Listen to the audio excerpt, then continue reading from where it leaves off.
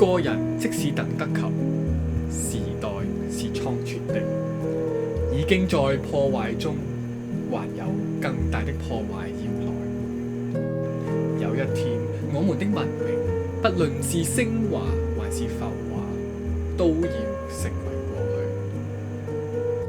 如果我最常用的字是荒涼，那是因為思想背景裏有這茫茫的威脅。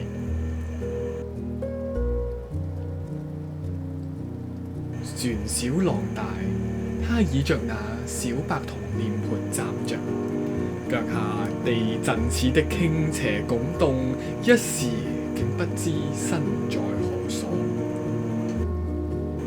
還在大吐，怕聽那種聲音，聽着痛苦，但是還好不大覺得。